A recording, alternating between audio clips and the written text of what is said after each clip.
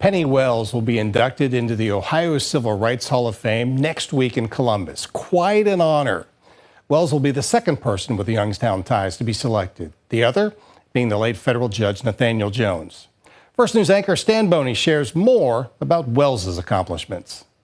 Walking with Penny Wells near her home in Boardman, she tells of being assaulted by a drunk husband in West Virginia while working for Vista and was helped by a doctor 1 week out of medical school. Put 50 stitches in my left hand. That's the type of life Penny Wells, now in her 70s, has lived. From her living room, she tells about being born in Dallas to liberal parents. And they embedded me with, social justice, treating people equally. In 1966, Penny Wells spent time in Alabama registering black voters and took part in Mississippi's March Against Fear, where she saw Martin Luther King. Only from a distance at that march. While in West Virginia, she met a black man, Bill Wells, and followed him to Youngstown, where he played basketball at Youngstown State. 50 years ago, they were married. It was hard at times. Yes. And I will tell you that I found when I moved here a lot of racism in Youngstown. And the difference is that in the South, it was always very overt.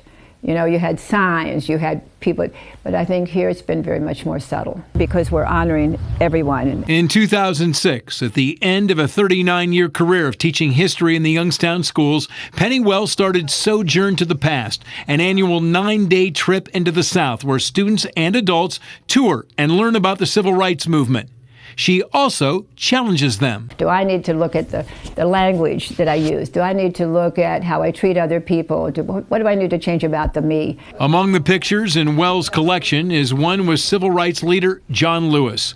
But during her induction speech next week into the Ohio Civil Rights Hall of Fame, she will talk about her granddaughter and what she did after a trip on Sojourn to the Past. She went to the school board and said, "These are the things I've experienced over this summer, going on this Sojourn journey, and we have to teach this so it doesn't happen again." In Boardman, Stan Boney, WKBN 27 First News. Hi everyone, I'm Lindsay Watson. Thanks for watching the WKBN 27 First News YouTube channel. If you want more video news, subscribe to our channel, and don't forget to download the WKBN 27 First News app for breaking news alerts.